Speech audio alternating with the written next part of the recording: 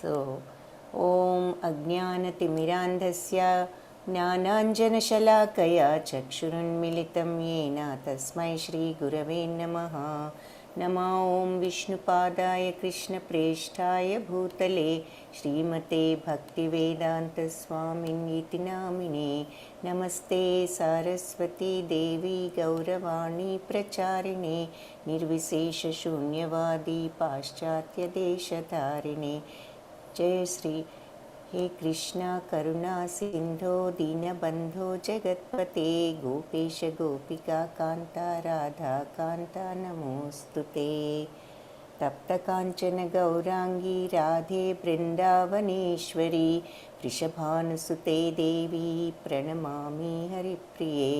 जय श्री कृष्ण चैतन्य प्रभु नित्यानंद श्री अद्वैत गदाधरा श्रीवासादि गौरभक्तवृंद.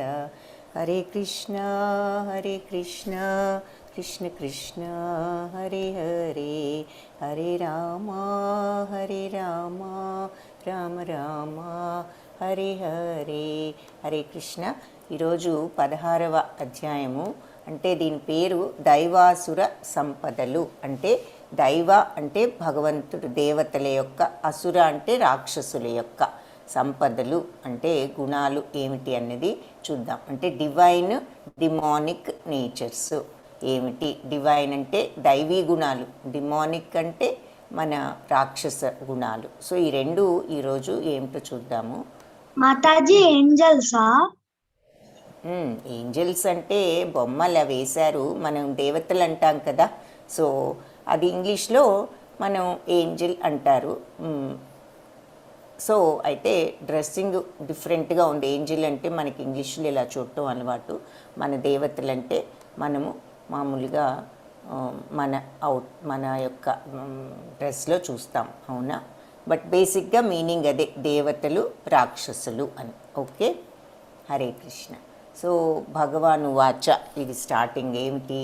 అభయం సత్వ సంశుద్ధి జ్ఞానయోగ వ్యవస్థితి దానం దమశ్చ యజ్ఞశ్చ స్వాధ్యాయస్తప ఆర్చవం అహింసా సత్యమక్రోధ త్యాగ శాంతిరపైశునం దయాభూతేష్వలోలుప్త్వం మార్దవం హ్రీరచాపలం తేజః క్షమా ధృతిః శౌచం అద్రోహో నాతిమానితా భవంతి సంపదం దైవీ అభిదైవీం అభిజాతస్య భారత.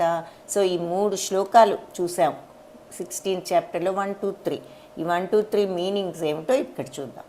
సో భరతవంశీయుడ అని అర్జునుడిని సంబోధిస్తున్నారు, పిలుస్తున్నారు. ఏమంటున్నారు? నిర్భయత్వము, చిత్తశుద్ధి, ఆధ్యాత్మిక జ్ఞాన సాధన. అంటే భయం లేకుండా ఉండటం అంటే భగవంతుడి మీద విశ్వాసం ఉన్నప్పుడు మనకి ఎప్పుడు కూడా భయం ఉండదు. అది ఇక్కడ నిర్భయత్వం అంటే అర్థం. చిత్తశుద్ధి అంటే మైండ్ క్లీన్గా ఉంచుకోవటం. ఆధ్యాత్మిక జ్ఞాన సాధన అంటే స్పిరిచువల్ నాలెడ్జ్, భగవంతుని గురించి మనము సాధన చేయటం, తెలుసుకోవటానికి సాధన చేయటం. దానము, ఎవరికైనా మనకున్న దాన్ని షేర్ చేసుకోవటం. ఇంద్రియ నిగ్రహం అంటే మన సెల్ఫ్ కంట్రోల్. మనకు ఈ కళ్ళు, ముక్కు, చెవులు ఇవన్నీ చూపిస్తూ ఉంటాయి, అది చూడు, ఇది విను, ఇది తిను, అది ఇదని, వాటన్నిటినీ కంట్రోల్గా ఉంచుకోవటం. టూ మచ్గా తినకుండా, టూ మచ్గా బ్యాడ్ థింగ్స్ చూడకుండా, టూ మచ్గా బ్యాడ్ థింగ్స్ వినకుండా మనం కంట్రోల్ చేసుకుంటూ ఉండాలి మన ఇంద్రియాలను, మన సెన్సెస్ను. యజ్ఞాచరణం అంటే, యజ్ఞం అంటే అగ్నిలో ఇవన్నీ వేస్తూ భగవంతుని ప్రే చేస్తూ ఉంటారు, ప్రార్థిస్తూ. అదొక్కటే కాదు, యజ్ఞం అంటే భగవంతుడి కోసం చేస్తున్నాను అనుకుంటూ చేసే ఏ పనైనా సరే యజ్ఞంతో సమానం అని మనం చాలాసార్లు చూసాం. కాబట్టి మన పనులన్నీ కరెక్ట్గా చేసుకోవటం అని ఇక్కడ యజ్ఞ ఆచరణం అంటే పనులన్నీ కూడా చక్కగా భగవంతుడి కోసం చేస్తున్నాను అన్నట్లు చేయటం. మనం ప్రతిఫలం ఆశించకుండా భగవంతుడికి చేస్తున్నాం అన్నట్లు చేయటం, దాన్ని యజ్ఞాచరణ అని ఇక్కడ దానిలో డీపర్ మీనింగ్ అన్నమాట. వేద పఠనం అంటే వేదాలు చదవటం. తపస్సు చేయటము. సరళ స్వభావము అంటే మంచిగా ఉండటం అందరితో, అహింస, ఎవరిని కూడా హింసించకూడదు, ఎవరిని వైలెంట్గా చూడకూడదు, నాన్ వైలెన్స్ అంటే మనుషుల్నే కాదు జంతువుల్ని కూడా హింసించకూడదు, మాటలతో కూడా ఎవరిని హింసించకూడదు, సత్యము, నిజం పలకటం, కోపం లేకుండా ఉండటం, త్యాగము అంటే మనకి ఏదైనా ఉన్నా అవతల వాళ్ళ కోసం ఏదైనా అవసరమైతే సాక్రిఫైస్ చేయగలగటం, శాంతంగా ఉండటం, పీస్ఫుల్గా, చాడీలు చెప్పకపోవటం, వాళ్ళ మీద వీళ్ళు ఇలాంటి వాళ్ళు అలాంటి వాళ్ళు అంటూ అందరికీ చాడీలు చెప్పకుండా ఉండటం, సకల జీవుల పట్ల దయ, అందరి మీద మనకు కంపాషన్, సుఖాలు వాంఛించకపోవటం అంటే మనకి ఎంతసేపు మన సొంత సుఖం కోసం అది కావాలి ఇది కావాలి అని కోరికలు టూ మచ్గా పెట్టుకోకుండా ఉండటం, మృదుత్వం అంటే చక్కగా సాఫ్ట్గా ఉండటం, అందరి మీద కోపంగా గట్టిగా అలా మాట్లాడకుండా మృదువుగా చక్కగా సాఫ్ట్గా ఉండటం, లోక విరుద్ధమైన మరియు శాస్త్ర విరుద్ధమైన కర్మలయందు సిగ్గు కలిగి ఉండటం అంటే చేయకూడని పనులు, బ్యాడ్ పనులు చేస్తే సిగ్గుపడటం అంటే బ్యాడ్ పనులు అంటే మనం చేయకూడదు అనేటటువంటిది తెలుసుకోవాలి. అది దృఢ నిశ్చయం, మనం ఎప్పుడు స్ట్రాంగ్ ఫెయిత్ ఉండాలి, దేంట్లో ఇలా మంచి మార్గంలో ఉండాలి అనేటటువంటి దృఢ నిశ్చయం ఉండాలి. తేజస్సు, ఓర్పు, పేషెన్స్, ఓర్పు అంటే పేషెంట్గా ఉండాలి, తొందరగా కోపం తెచ్చుకోకూడదు, ఓర్పుతో ఉండాలి. అలాగే మళ్ళీ ధైర్యం, మనకు ధైర్యం కూడా ఉండాలి, ఏమీ అధైర్యపడకూడదు. శుచిత్వము, శుభ్రత అంటే బయట ఎలాగూ బాడీ అంతా క్లీన్గా ఉంచుకోవాలి, స్నానం చేయాలి, ఇవన్నీ శుభ్రంగా ఉండాలి, మనస్సు కూడా శుభ్రంగా ఉంచుకోవాలి, అంటే ఏమిటి, బ్యాడ్ థాట్స్ ఏమీ లేకుండా ఉండాలి. శుచిత్వము అది అంటే క్లెన్లీనెస్ అంటే అది బయట బాడీ క్లీన్గా ఉండాలి, మైండ్ కూడా క్లీన్గా ఉండాలి.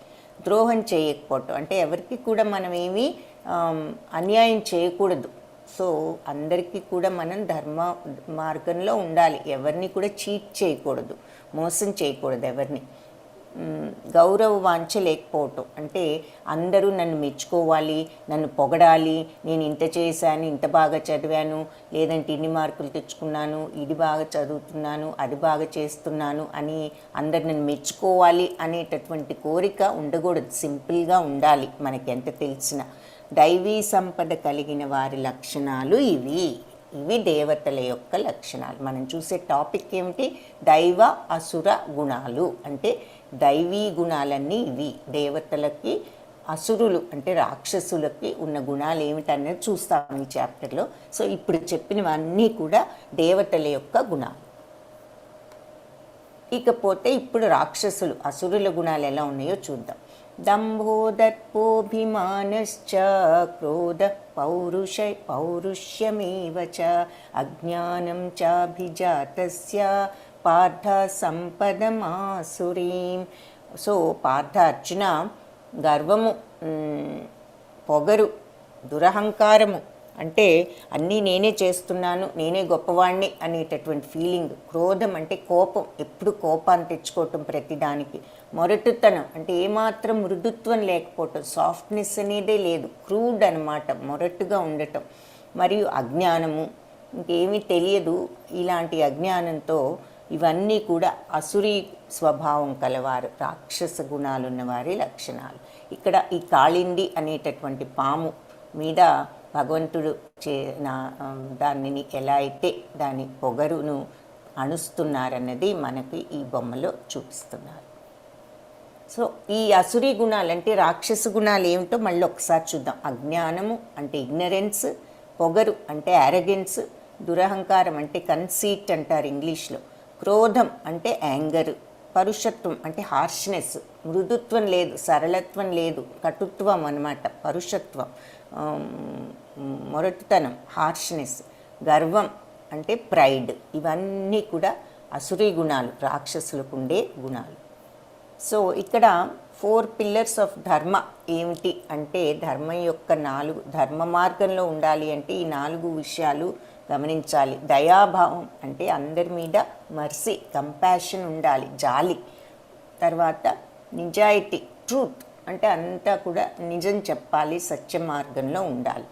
నిరాడంబరత, ఇంగ్లీష్లో ఆస్టెరిటీ అంటే ఏది మనము గొప్ప కోసం ఆ పని ఈ పని చేయకుండా సింపుల్గా ఉండటం నేర్చుకోవాలి.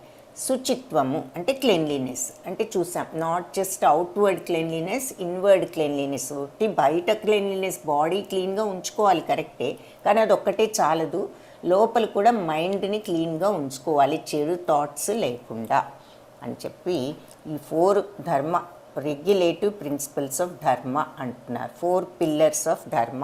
ధర్మంలో ఈ 4 పాదాలు ఏమిటి అంటే ఇవన్నమాట. దయాభావం, మర్సీ, నిజాయితీ, ట్రూత్, నిరాడంబరత, ఆస్టెరిటీ అంటే సింప్లిసిటీ, సింపుల్గా ఉండటం, శుచిత్వం అంటే శుభ్రంగా ఉండటం, మనస్సును కూడా క్లీన్గా ఉంచుకోవటం.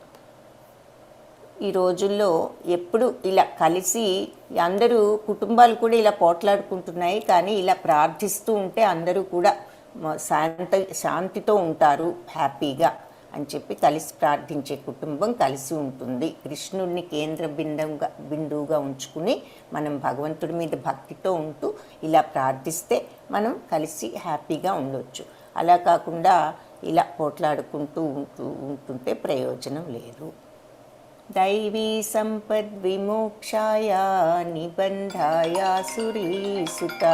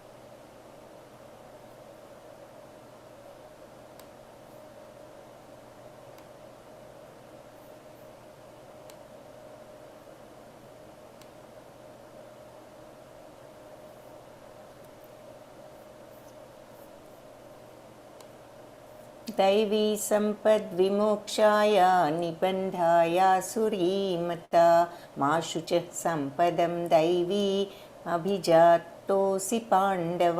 అంటే దైవీ గుణాలు మోక్షం దిశగా వెళ్తాయి, కానీ అసురీ గుణాలు బంధాల్లో చిక్కుకుని ఉండటానికి కారణమవుతాయి. సో ఇప్పుడు మనం దైవ గుణాలు, రాక్షస గుణాలు రెండు చూసాం.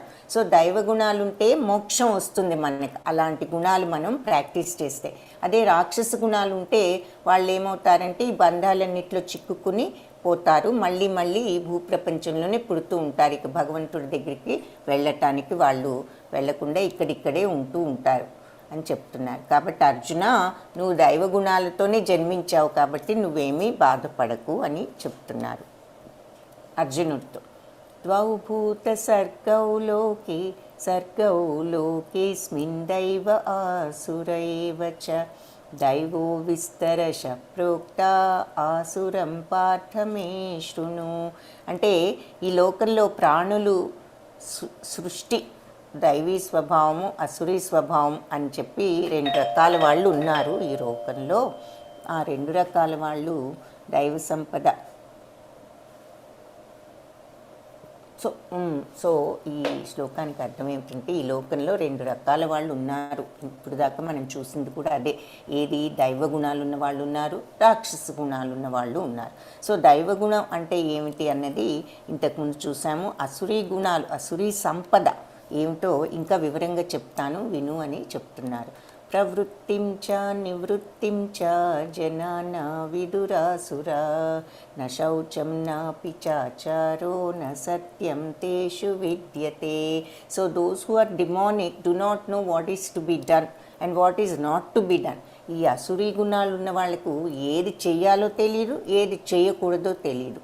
నీదర్ క్లెన్లీనెస్ నార్ ప్రాపర్ బిహేవియర్. వాళ్ళకు శుభ్రత కానీ, సరి అయిన ప్రవర్తన కానీ, లేకపోతే సత్యం, నార్ truth is found in them, లేకపోతే సత్యం కానీ వాళ్ళల్లో ఏది కూడా కనిపించదు. ఎవరిలో? ఈ అసురీ స్వభావం, రాక్షస స్వభావం ఉన్న వాళ్ళల్లో ఇవేవి కనిపించవు. ఏది శుభ్రత కానీ, ప్రాపర్ బిహేవియర్ అంటే సరి అయిన ప్రవర్తన కానీ, నాట్ ట్రూత్ లేకపోతే సత్యం కానీ ఏది కూడా వాళ్ళల్లో కనిపించదు. వాళ్ళకి ఏది చేయాలో తెలియదు, ఏది చేయకూడదో కూడా తెలియదు. అసత్యం అప్రతిష్టం తే జగదాహురనీశ్వరం అపరస్పర సంభూతం హిమన్యత్ కామహైతుకం.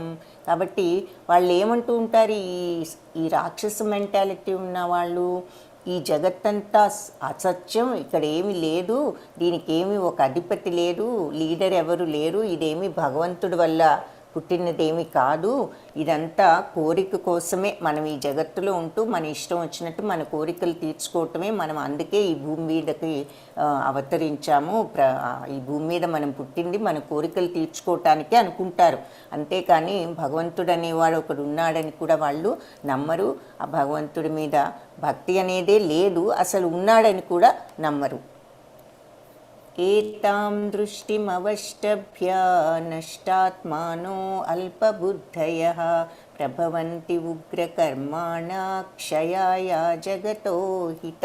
సో వాళ్ళు ఇలాంటి మెంటాలిటీతో ఉండి తప్పుదోవంత పట్టేసి చాలా బ్యాడ్ మెంటాలిటీతో అన్ని బ్యాడ్ పనులు, క్రూర కార్యములు అంటే అన్ని భయంకరమైన పనులు, ఉగ్రకర్మాణ అంటే భయంకరమైనటువంటి పనులు చేస్తూ ఈ ప్రపంచానికి ఒక శత్రువులుగా మారిపోయి అన్ని ప్రపంచానికి బ్యాడ్ కలిగించే పనులన్నీ కూడా చేస్తూ ఉంటారు.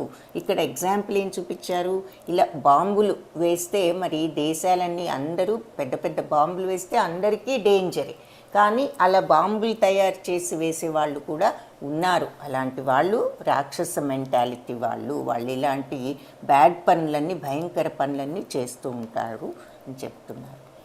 సో ఈ రాక్షస స్వభావం ఉన్న వాళ్ళు వాళ్ళ నమ్మకాలు ఎలా ఉంటాయి అంటే, వాళ్ళు శాస్త్రాలను అనుసరించరు.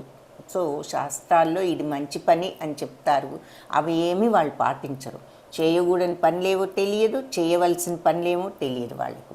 నేనే శక్తివంతుడను, నేనే సమగ్రుడను, అన్నీ నేనే చేస్తున్నాను, నేను చాలా గొప్పవాణ్ణి అనుకుంటూ ఉంటారు. అహంకారం అన్నమాట.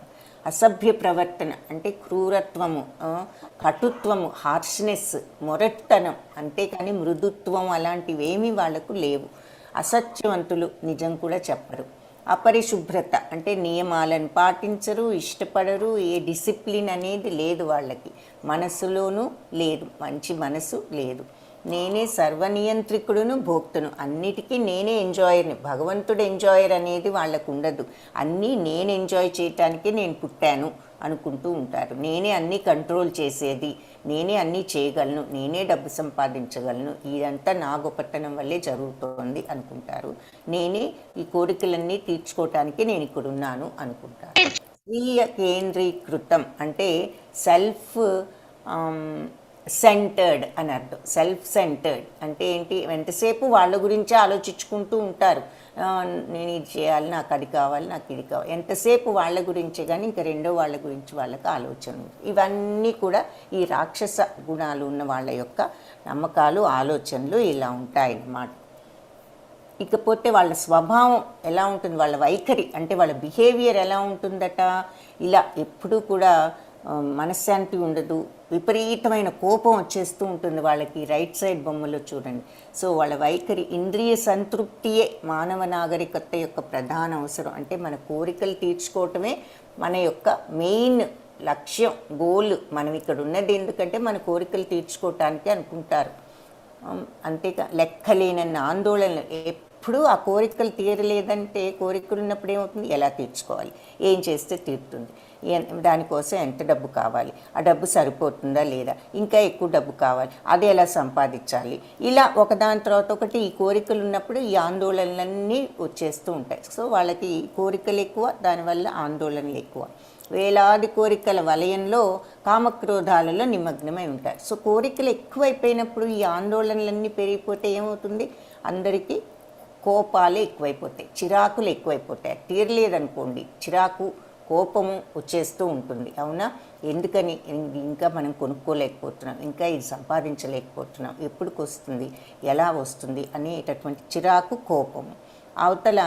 తర్వాత అవతల వాళ్ళకు ఉంది అంటే మళ్ళీ ఈర్ష్య వాళ్ళ మీద, మనకు లేదు వాళ్ళకున్నదని. ఈ బ్యాడ్ థింగ్స్ అన్నీ ఎందుకు వస్తున్నాయి, ఆ కోరిక మూలాన, అది కావాలి అనేటటువంటి ఆ స్ట్రాంగ్ డిజైర్, కోరిక వల్ల.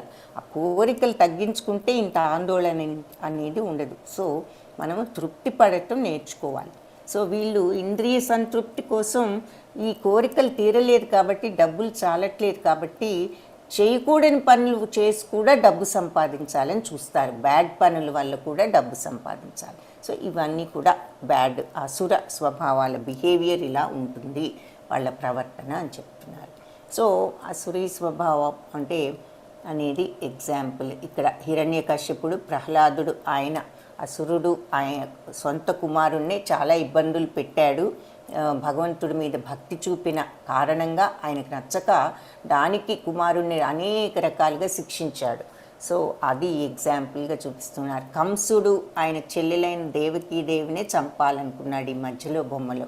ఎందుకు అంటే ఆవిడ పుట్టబోయే వాళ్ళని చంపుతారు అని చెప్పారు కాబట్టి ఆవిడనే చంపేయాలనుకున్నాడు. ఇక్కడ రావణుడు, సీతాదేవి, ఈ రాక్షసుడు ఆవిడని ఎత్తుకుపోవటం, ఇదంతా రాక్షస గుణాలున్న వాళ్ళు అని చెప్పి వాళ్ళ యొక్క బొమ్మలు ఇక్కడ చూపిస్తున్నారు. ఆత్మసంభావితా స్తబ్ధా ధనమానం మదాన్విత యజంతే నామ యజ్ఞస్తే దంభేనా విధిపూర్వకం. అంటే వాళ్ళని వాళ్ళే పొగుడుకుంటూ వినయ విధేయతలు, వినయం అనేది అసలు మర్యాద, వినయం అనేది లేదు వాళ్లకు. ధనం ఉన్నదని గర్వము, మాకే డబ్బు ఉందని. శాస్త్ర విరుద్ధంగా పేరుకు మాత్రం యజ్ఞాలు చేస్తారు. యజ్ఞం చేస్తారు భగవంతుడి కోసం, కానీ శాస్త్రాల ప్రకారం చేయరు. ఇలా బ్యాడ్ మెంటాలిటీతో, గర్వంతో, వినయం లేకుండా వాళ్ళే నేను గొప్పవాణ్ణి కాబట్టి చేస్తున్నాను అనుకుంటూ చేస్తారు. Self complacent, always impudent, deluded by wealth and false prestige. They proudly perform sacrifices in name only. పేరుకు మాత్రమే చేస్తారు యజ్ఞాలు, without following rules or regulations. శాస్త్రాలు చెప్పిన విధంగా ఏది ఫాలో అవ్వకుండా వాళ్ళు ఇష్టం వచ్చినట్లు చేస్తారు.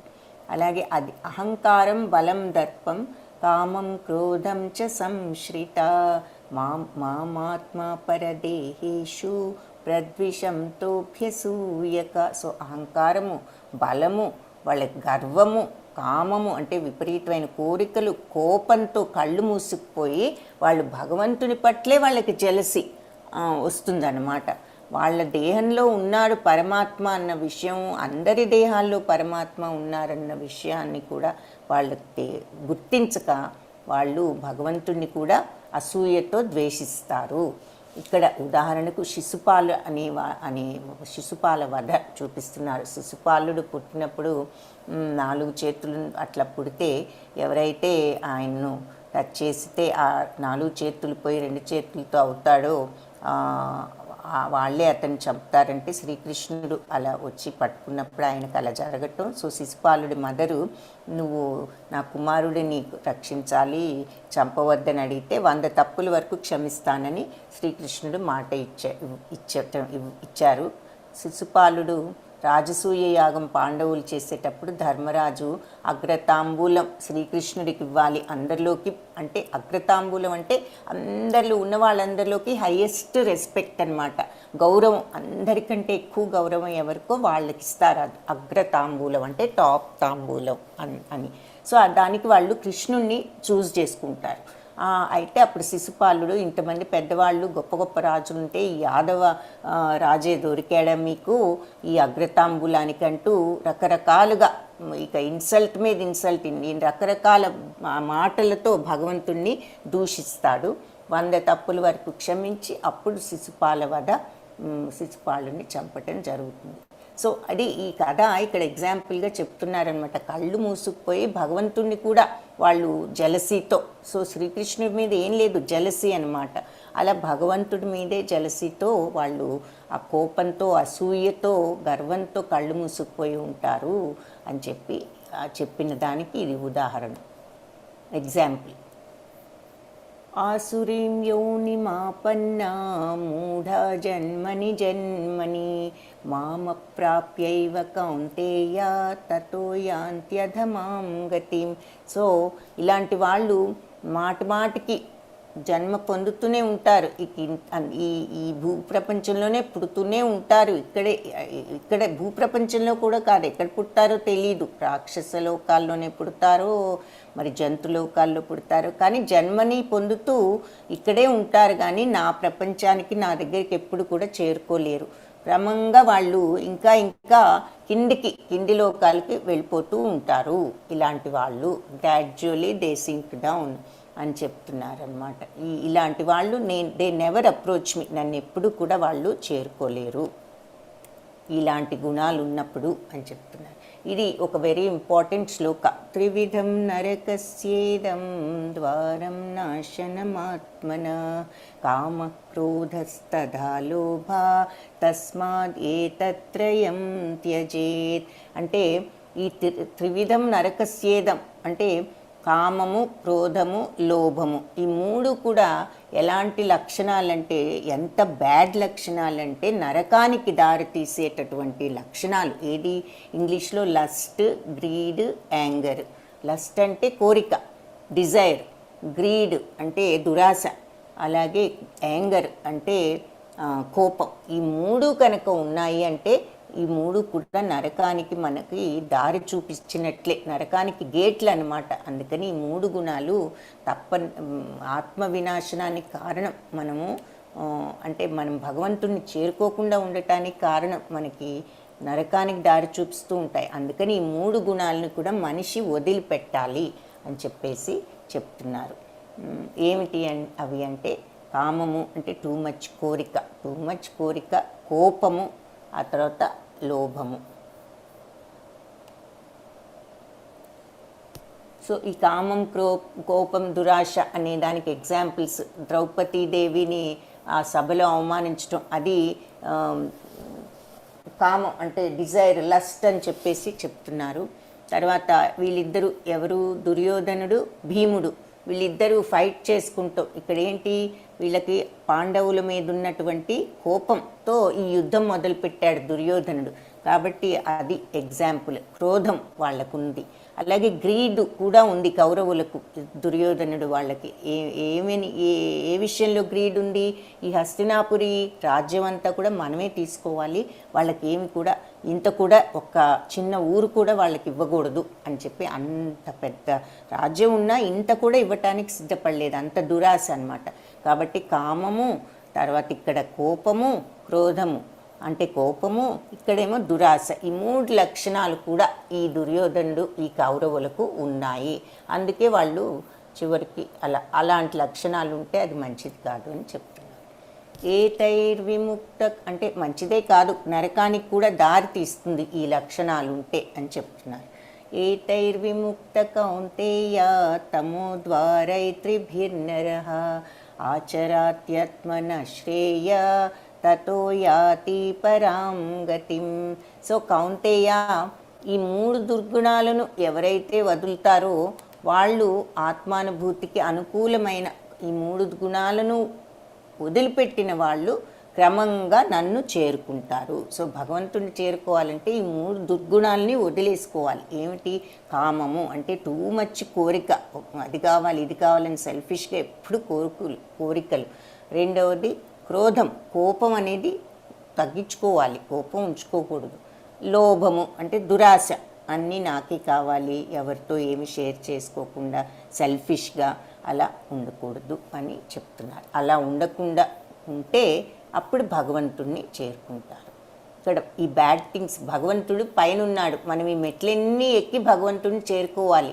ఎలా ఈ మెట్లు, ఎలాంటి మెట్లు ఎక్కాలి, ఇవన్నీ మెట్లు ఎక్కటువంటి ఏంటి, ఈ గుణాలన్నీ దాటుకుంటూ వెళ్ళాలి. ఏం గుణాలన్నీ మనం దాటుకుంటూ వెళ్ళటువంటి ఆ గుణాలన్నీ మానుకోవాలి. సో ఏమేం మానేసేయాలి, ఎన్వి అంటే ఈర్ష్య, ఒకళ్ళ మీద ఈర్ష్య ఉండకూడదు. లస్ట్, టూ మచ్ బ్యాడ్ కోరికలు ఇలాంటివి ఉండకూడదు. ఇగ్నరెన్స్ అజ్ఞానం తగ్గించుకోవాలి. యాంగర్ కోపాన్ని తగ్గించుకోవాలి. ఫాల్స్ ప్రెస్టేజ్ అంటే అహంకారం తగ్గించుకోవాలి. గ్రీడ్ అంటే దురాశ, అది తగ్గించుకోవాలి. ప్రైడ్ గర్వం తగ్గించుకోవాలి. అటాచ్మెంట్ వైరాగ్యం అంటే అటాచ్మెంట్ అంటే నాకు అది కావాలి ఇది కావాలి, దేని మీదైనా టూ మచ్ స్ట్రాంగ్ ఫీలింగ్. రాగం అంటే అది టూ మచ్ అటాచ్ అవ్వకూడదు దేనికి కూడా. ఈ ప్రపంచంలో ఆ అటాచ్మెంట్లు కూడా తగ్గించుకోవాలి. ఆ తర్వాత గురువుని చూసుకోవాలి, ఆధ్యాత్మిక గురువును. తర్వాత వేదాలు కొద్దిగా అర్థం చేసుకోవాలి. ఆస్టెరిటీ అంటే సింపుల్గా ఉండటం నేర్చుకోవాలి. సెన్స్ కంట్రోల్ అంటే మన ఇంద్రియాలన్నీ మనం ఇన్ఫ్లుయెన్స్ చేస్తున్నా మనం కంట్రోల్గా ఉండటానికి ట్రై చేయాలి. అంటే మనం చేయకూడని పనులు ఏదన్నా ఉన్నా, చూడకూడని ఉన్నా, వినకూడని ఉన్నా అవి చూడు చూడు అంటున్నా, విను విను అంటున్నా కాదు ఇది తప్పు అని తెలుసుకుని మనము కంట్రోల్గా ఉండగలగాలి.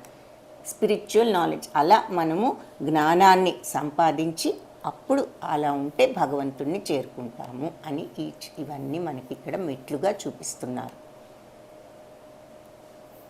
యశాస్త్ర విధిముత్సృజ్య వర్తతే కామకారతః న సిద్ధిం అవాప్నోతి న సుఖం న పరాం గతిం. సో ఈ శాస్త్రాల్లో చెప్పేటటువంటి ఈ మంచి విషయాలన్నీ కూడా మర్చిపోయి ఎవరిష్టం వచ్చినట్లు వాళ్ళు గనుక చేస్తూ ఉంటే ఇంక వాళ్ళు ఆనందాన్ని కానీ పరిపూర్ణతని కానీ భగవంతుణ్ణి కానీ వాళ్ళు పొందలేరు అని చెప్తున్నారు.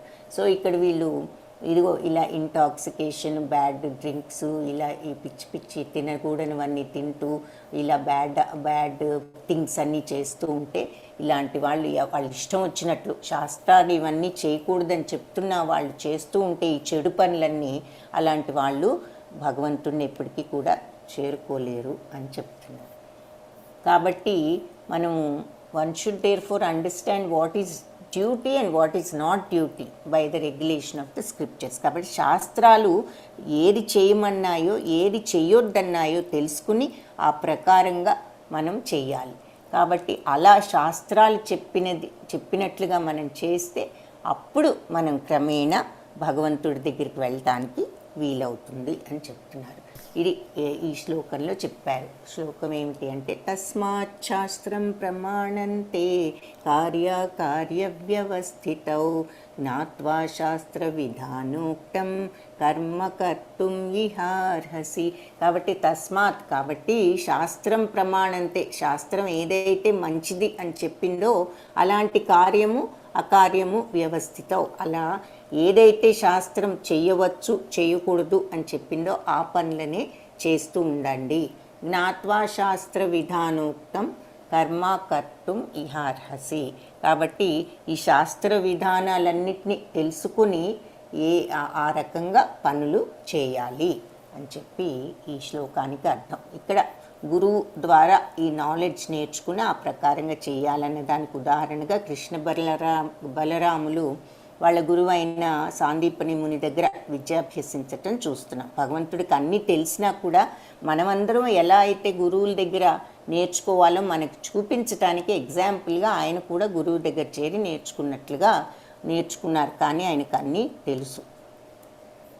ఈ తర్వాత మనకి ఈ రోజుల్లో విషయం ఏమిటి అంటే సత్యయుగం తర్వాత 4 యుగాలు ఉన్నాయని చెప్పుకున్నాం. సత్యయుగము, త్రేతాయుగము, ద్వాపర యుగము, కలియుగము. సత్యయుగంలో ఎక్కువ రోజులు ఉన్నాయి, దానికంటే కొంత తక్కువ టైం త్రేతాయుగంలో ఉంది, దానికంటే తక్కువ సంవత్సరాలు ద్వాపర యుగంలో ఉన్నాయి, దానికన్నా ఇంకా తక్కువ సంవత్సరాలు కలియుగంలో ఉన్నాయి. సో సత్యయుగంలో ఆ రోజుల్లో ఇది ఎప్పుడో ఫస్ట్ యుగం కదా. హిరణ్యాక్షుడు అంటే హిరణ్యకశ్యపుడి యొక్క అన్న, ఆయన ఒక రాక్షసుడు. ఆయన భూమాతను చాలా ఇబ్బందులు పెడుతూ ఉంటే ఆవిడ వెళ్ళి విష్ణుమూర్తి దగ్గర మొరపెట్టుకుంటే అప్పుడు ఆయన ఆవిడను ఈ భూమాతను తీసుకువెళ్ళి ఆయన ఇబ్బందులు పెడుతుంటే భగవంతుడు వచ్చి వరాహ అవతారం అంటే పంది ముక్కు పొడవుగా ఉంటుంది కదా, ఆ అవతారంతో వచ్చి ఆ భూమాతను తీసుకుని తన ముక్కు మీద పెట్టుకుని రక్షించి ఈ హిరణ్యాక్షుణ్ణి చంపటం జరిగింది. ఆ రకంగా ఆవిడ్ని రక్షించటం కోసం ఆ ఆకారంలో వచ్చి భూమిని ఇక్కడ పెట్టుకుని ఆయన ఆవిడని రక్షించారు. సో ఆ రోజుల్లో ఈ రాక్షసుడు, భగవంతుడు, దేవతలు వేరువేరు ప్లానెట్స్లో ఉన్నారనమాట, ఒకే చోట లేరు. వీళ్ళొక లోకంలో వాళ్ళొక లోకంలో ఉండేవారు. తర్వాత త్రేతాయుగంలోకి వచ్చేసరికి రాముడు, రావణుడు ఇద్దరు కూడా వేరువేరు దేశాల్లో ఉన్నారు. రాముడేమో భారతదేశంలో, రావణుడేమో లంక శ్రీలంకలో ఉన్నారు. ద్వాపర యుగంలో ఈ పాండవులు, కౌరవులు అంటే దేవతలు దేవగుణాలు ఉన్నవాళ్ళు, ఈ అసురీ గుణాలు ఉన్నవాళ్ళు ఒకే ఫ్యామిలీలోనే ఉన్నారు. బ్రదర్స్ చిల్డ్రనే కదా, అన్నదమ్ముల పిల్లలు కౌరవులు పాండవులు, కాబట్టి ఒకే ఫ్యామిలీలో ఉన్నారు. త్రేతాయుగంలో రాముడు దేవుడు, ఆయన దేవతల గుణాలు ఉన్నవాడు. ఈ అసురుడుగా రావణుడు రాక్షస గుణాలు ఉన్నవాడు. వీళ్ళిద్దరూ వేరు వేరు దేశాల్లో ఉన్నారు. ద్వాపర యుగంలో కౌరవులు పాండవులేమో దేవగుణాలు, కౌరవులేమో రాక్షస గుణాలు. వీళ్ళిద్దరూ ఒకే ఫ్యామిలీలో ఉన్నారు. ఇకపోతే మన కలియుగంలోకి వచ్చేసరికి ఈ దేవగుణాలు, రాక్షస గుణాలు ఒకే మనిషిలో ఉంటున్నాయి. మన అందరిలో కూడా కొన్ని మంచి గుణాలు ఉంటున్నాయి, ఈ రాక్షస గుణాలు కూడా కొన్ని ఉంటున్నాయి అని చెప్తున్నారు. సో మన అందరిలో కూడా కొన్ని రాక్షస గుణాలు ఉన్నాయి, ఈ కంసుడు, శిశుపాలుడు వీళ్ళలాగా. సో మనం ఎలా ఈ రాక్షస గుణాలని తగ్గించుకోవాలి? తగ్గించుకోకపోతే భగవంతుని చేరుకోలేం. కాబట్టి ఎలా తగ్గించుకోవాలి? ఇదిగో మనము నామజపం, హరే కృష్ణ నామజపంతో భగవంతుణ్ణి తలుచుకుంటుంటే మనకి ఈ గుణాలు పోయి క్రమేణా దైవీ గుణాలు అలవాటు అవుతాయి. సో అందుకని మీరందరూ కూడా ఈ నామజపం చేయటానికి ప్రయత్నించాలి. హరే కృష్ణ కృష్ణ కృష్ణ హరే హరే, హరే రామ రామ రామ హరే హరే. సో ఈ డే 16లో నరసింహస్తుతి, ఇది కార్తీక మాసము. సో నరసింహ అష్టకం ఇవన్నీ కూడా దామోదర అష్టకం అని చేస్తారు. ఇది నరసింహ స్తుతి. ఈ ప్రహ్లాదుడు నరసింహ స్వామి అవతారంలో వచ్చి హిరణ్యకశ్యపుని చంపటం జరిగింది. సో ఆయన యొక్క స్తుతి ఇక్కడ ఇందులో ఇచ్చారు. నమస్తే నారసింహాయ ప్రహ్లాదదాయినే హిరణ్యకాశీ పూర్వక్షః శిలటం కానకాలాయే ఇతో నరసింహ పరతో నరసింహ యతో యతో యామి తతో నరసింహ బాహిర్నరసింహ హృదయే నరసింహ నరసింహమదిం శరణం ప్రపద్యే. సో నరసింహ స్తోత్రం ఇది ఆయన యొక్క స్తుతి. నరసింహావతారం అన్నమాట. అంటే సగం సింహము సగము మనిషిగా వచ్చి ప్రహ్లాదుని వధించటం జరిగింది. ఇది 16th శ్లోక. మనం ఇవన్నీ భగవంతు లక్షణాలు, ఇందాక దైవీ సంపద లక్షణాలన్నీ చూసాము. ఇక్కడ కృష్ణలీల దావాగ్నిపానము ఏమిటో చూద్దాం. ఒకరోజు రాత్రి బృందావనంలో భోజనం చేసి ఆవులు, దూడలు, ఈ బాలికలు, స్త్రీలు, పురుషులు అందరూ కూడా నిద్రపోతున్నారంట భోజనం చేసి. అయితే సడన్గా అక్కడ బృందావనంలో, వనంలో, ఫారెస్ట్లో మంటలు వచ్చాయి. అప్పుడు భయంతో శ్రీకృష్ణుని ప్రార్థించడం మొదలుపెట్టారట వాళ్ళంతా. అప్పుడు కృష్ణుడు తన చిన్ని నోట్తో ఆ భయంకరమైన అగ్ని, ఆ ఫైర్ అంతా కూడా ఆయన మింగేయటం జరిగింది. స్వాలో చేసేసారు, మింగేశారు. అప్పుడు ఆయన ఆ రకంగా ఈ ఫైర్ అంతా కూడా మింగేసి వాళ్ళ ఫ్రెండ్స్ అందరినీ, ఈ గోపాల బాలురు అందరినీ కూడా రక్షించారు. ఆ విధంగా రక్షించబడిన తర్వాత ఈ బృందావన వాసులందరూ చాలా సంతోషంగా బయటకు వచ్చి కృష్ణుణ్ణి ఆనందంతో స్తుతిస్తారు అన్నమాట.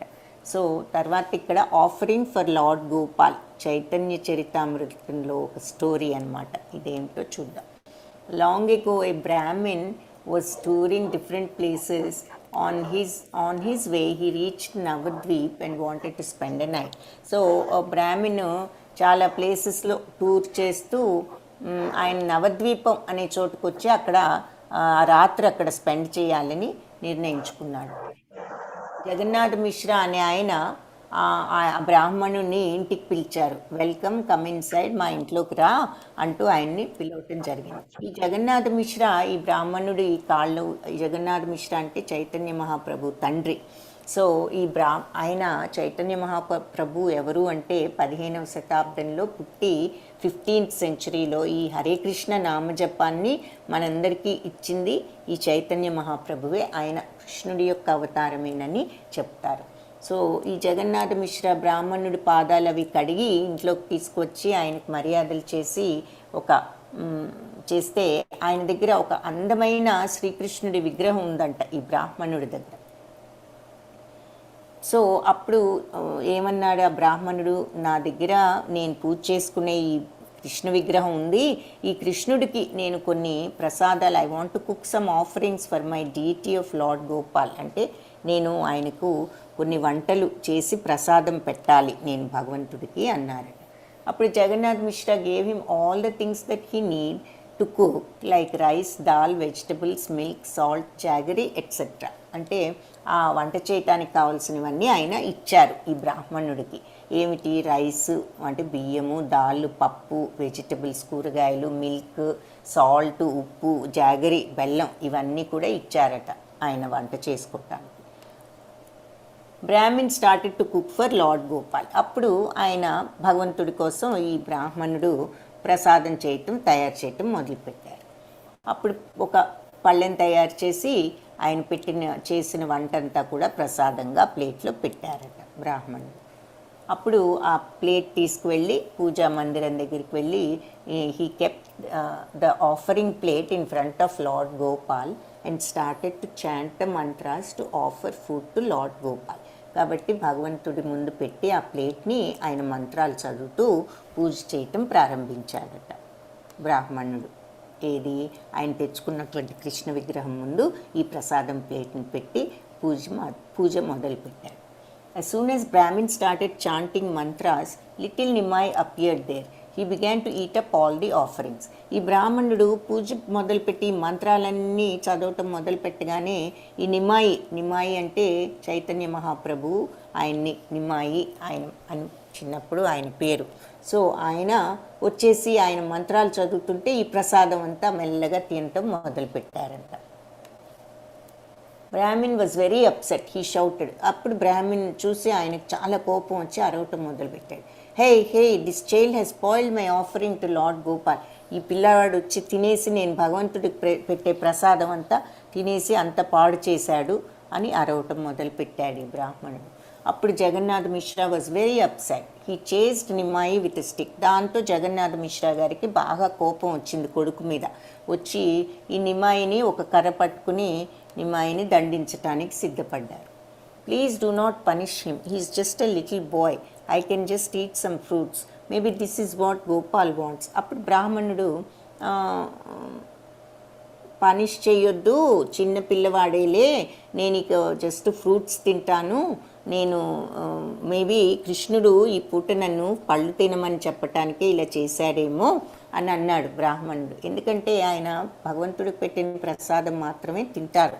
సో మనం ఇప్పుడు కూడా తినేదంతా భగవంతుడికి అర్పించి తినాలి అని మనం కూడా చూసాం. కాబట్టి ప్రసాదాన్ని భగవంతుడికి ముందు ఏది తిన్నా భగవంతుడికి ఇస్తున్నాను అని నమస్కారం పెట్టుకుని తినాలి. కాబట్టి ఆ పిల్లవాడు తిన్నాడు కాబట్టి ఆయన అది తినకుండా నేను ఏదైనా పండు భగవంతుడికి పెట్టి అదే తింటానులే, పర్వాలేదు, ఆ అబ్బాయిని ఏం చేయొద్దు, మేబీ దేవుడు నన్ను ఈరోజు ఈ పళ్ళే తినమని చెప్తున్నాడేమో అంటారు. So Jagannath Mishra requested the brahmin to cook again. He sent Nimai to the neighbours house. So Jagannath Mishra అన్నాడు, మా పిల్లవాడిని పక్కింటి వాళ్ళ దగ్గర పంపిస్తాను, మీరు మళ్ళీ కొంచెం వంట చేసుకోండి అని అడిగాడు ఆయన. The ladies were engaging Nimai to play so that Brahmin could cook and offer peacefully. So ఈ లేడీస్ అందరూ ఈ నిమ్మాయిని ఆడుస్తున్నారు. ఎందుకు? ఈ ఆటల్లో మునిగిపోతే బ్రాహ్మిన్ గారు ఆ బ్రాహ్మిన్ వంట పూర్తి చేసుకుంటాడు అని చెప్పేసి ఆయన్ని డిస్టర్బ్ చేయకుండా ఉంటాడు. So Brahmin started cooking again. మళ్ళీ ఆయన వంట చేయటం ప్రారంభించాడు. మళ్ళీ కుక్ చేసిన తర్వాత as soon as Brahmin started to after cooking he prepared to offer. As soon as he started to chant the prayers, Nimai came running from the neighbor's house and began to eat offerings again. So ఈయన మళ్ళీ వంట చేసి ఆ ప్రసాదం plate భగవంతుడి దగ్గర పెట్టి మంత్రాలు చదవటం మొదలు పెట్టగానే ఈ నిమ్మాయి మళ్ళీ పరిగెత్తుకుంటూ పక్కింటి నుంచి వచ్చేసి అందులోది తినటం ప్రారంభించాడు. బ్రాహ్మినికి మళ్ళీ షౌటెడ్. ఆయన మళ్ళీ అరిచాడు, అలా Nimai has once again spoiled my offerings. మళ్ళీ నిమ్మాయి నా ప్రసాదాన్నంతా కూడా పాడు చేశాడు అని అరిచాడు. అప్పుడు జగన్నాథ్ మిశ్రా ఇక he begged the brahmin to cook once again. మళ్ళొక్కసారి వంట చేసుకోండి అని ఆయన బెగ్ చేశాడు. He assured brahmin that Nimai will be locked in a room and put to sleep. నీకెందుకు, మా అబ్బాయిని గదిలో పెట్టి తాళం వేసేసి నిద్రపిచ్చేస్తాము, మీరు మళ్ళీ వంట చేసుకుని భోజనం చేయండి అని మళ్ళీ బ్రతిమాలాడు. It was very late in the night. Everyone was sleeping. Brahmin cooked the offering once again. So బాగా రాత్రి అయిపోయింది. ఆయన మళ్ళీ వంట చేసుకుని మళ్ళీ ప్రసాదం పెట్టాడు భగవంతుడికి. నిమ్మాయి ఆ గదిలో నిద్రపోతున్నాడు.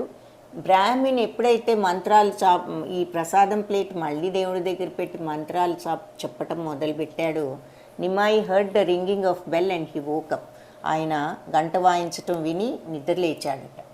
నిమాయి came running, he stood right before the brahmin, he started to eat the offerings. వెంటనే వచ్చేసి పరిగెత్తుకుంటూ బ్రాహ్మణుడి ముందు నుంచుని ఆ ప్రసాదం తింటం మొదలుపెట్టాడు. బ్రాహ్మణుడు ఏడ్చాడు. Brahmin cried but no one could hear him as everybody was fast asleep. ఈ బ్రాహ్మణుడు అరిచిన అరుపులు ఎవరికీ వినపడలేదు, ఎందుకంటే అందరూ నిద్రపోయారు. And then little Nimai appeared as Krishna. ఆయన కృష్ణుల్లాగా ఆయనకు కనిపించాడు. Little Gopal with cows, forests, cowherd boys, gopis and all of Vrindavan. ఆయన ఎలా కనిపించాడు? చిన్ని కృష్ణుడు గోవులతోనూ అడవిలో ఈ గోపాల బారులు, గోపికలు అందరితో సహా బృందావనంలో ఉన్నట్లుగా కనిపించాడంట. అప్పుడు బ్రాహ్మిన్ వాజ్ అమేజ్డ్. ఈ బ్రాహ్మణుడు ఆశ్చర్యపోయాడనమాట. ఆశ్చర్యపోతే నిమాయి టోల్డ్ బ్రాహ్మిన్, నిమాయి బ్రాహ్మణికి చెప్పాడు, ఎందుకు ఏడుస్తున్నావు? Why are you crying? You are calling me to accept your offerings and when I come to eat offerings you are getting so upset. నువ్వేమో నన్ను కాల్ చేస్తున్నావు నీ ప్రసాదం తినమని, నేను తిందామని వస్తేనేమో నీకు ఒకటే కోపం వచ్చేస్తోంది అంటున్నాడు. అంటే శ్రీకృష్ణుడికి పెడుతూ రమ్మని తినమని అంటున్నాడు కదా, నేనే కృష్ణుణ్ణి అని చెప్తున్నాడు అనమాట. The Brahmin was very happy to see the beautiful form of Lord Krishna before his own eyes. ఆయన కృష్ణ రూపాన్ని చూసి చాలా సంతోషించాడు. He then fainted. దాంతో మూర్చిపోయాడు తర్వాత. నిమాయి touched him on the forehead and woke him up. నిమాయి ఆయన్ను తల మీద చేయి వేయగానే ఆయన మళ్ళీ మేల్కొన్నాడు.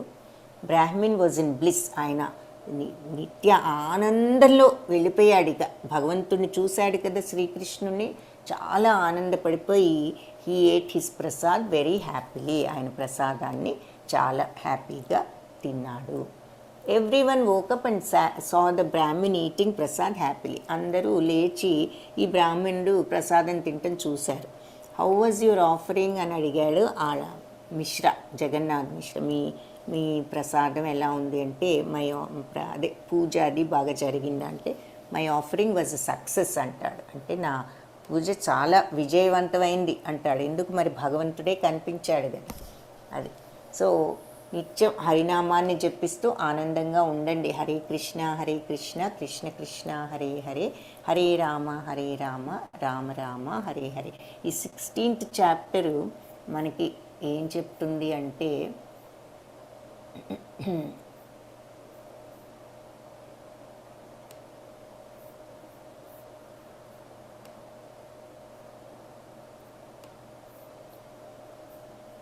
దాన ప్రవృత్తులు అంటే డిమానిక్ అసురీ లక్షణాలు ఉన్నవారేమో కింది ప్లానెట్స్కి వెళ్తారు.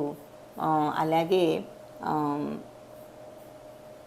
కాబట్టి మనము ఈ డివైన్ క్వాలిటీస్, దైవీ గుణాలను పెంచుకుని ఈ శాస్త్రాలు చెప్పినట్లు వింటే we will attain spiritual perfection అని చెప్తున్నారు. మనం ఆధ్యాత్మికత, పూర్ణత్వం, భగవంతుని చేరుకోవటం ఇవన్నీ చేయాలి అంటే ఈ దైవీ గుణాలు అలవర్చుకోవాలి. కాబట్టి రాక్షస గుణాలను కనుక అలవర్చుకున్నామంటే కింది లోకాలకు వెళ్ళిపోతాము. ఈ ప్రపంచంలోనే మళ్ళీ పుడుతూ ఉంటాము, భగవంతుని చేరుకోలేం.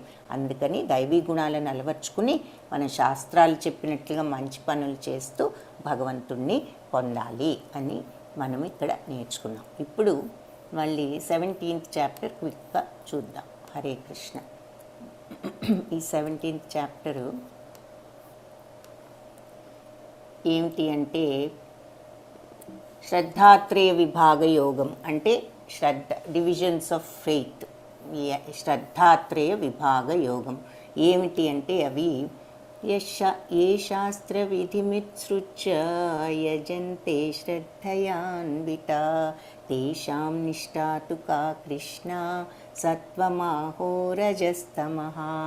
సో అర్జున అడుగుతున్నాడు, కృష్ణ శాస్త్ర నియమాలను పాటించకుండా వాళ్ళు ఇష్టం వచ్చినట్లు పనులు పూజలు చేసేవాళ్ళు వాళ్ళు ఏ గుణంలో ఉన్నవాళ్ళు? వాళ్ళు సత్వగుణమా, రజోగుణమా, తమో గుణమా అని చెప్పి అర్జునుడు అడిగాడు. అప్పుడు తర్వాత త్రివిధ భవతి శ్రద్ధ దేహినాం సా స్వజావః. భగవంతుడు సమాధానం చెప్తున్నారు ఏమని, త్రివిధా భవతి శ్రద్ధ దేహినాం సా స్వభావజ సాత్వికీ రాజసి చైవ తామసి చేతి తాం శృణు. సో అంటే మనం మనకున్నటువంటి 3 గుణాలు, శ్రద్ధ అంటే సాత్వికము, రాజసము, తామసము అని 3 గుణాలను బట్టి మన శ్రద్ధ ఉంటుంది. అవి నేను ఇప్పుడు నీకు చెప్తాను, విను ఈ విషయం అని చెప్తున్నారు. సో మన శ్రద్ధ అనేది ఎలా ఉంటుంది అంటే మన యొక్క గుణాలను బట్టి ఉంటుంది. అదేమిటో నీకు ఇప్పుడు చెప్తాను. యజంతే సాత్వికా దేవాన్యక్షరక్షాంసి రాజసా ప్రేతాన్ భూతగణాంశ్చాన్యే యజంతే తామసా జన. సో సత్వగుణంలో ఉన్న వాళ్ళేమో దేవతలను, సత్వగుణంలో ఉన్నవాళ్ళు దేవతలను ఇక్కడ చూపిస్తున్నారు చూడండి ఈ బొమ్మలో, ఇటు దేవతలను. రజోగుణంలో ఉన్నవాళ్ళు యక్షరాక్షసులను, అంటే మనం ఇంతకుముందు కూడా చూసాం యక్షరాక్షసులను. తమో గుణంలో ఉన్నవాళ్ళు భూత ప్రేతాలను పూజిస్తారు అని చెప్తున్నారు. సో దేవతలను, సత్వగుణం ఉన్నవాళ్ళు, యక్షరాక్షసులు. ఈ రోజుల్లో ఏంటి, లీడర్లు, నాయకులు, రాజులు, లేకపోతే ప్రైమ్ మినిస్టర్లు, మన బాసులు ఎవరో, మనకి ఎవరి వల్ల ఉపయోగం ఉంటుందో అలాంటి వాళ్ళని పూజిస్తారనమాట ఈ యక్షరాక్షసులు. ఇదివరకు రోజుల్లో అనేవారు, ఇప్పుడేమో ఇలాంటి వాళ్ళు.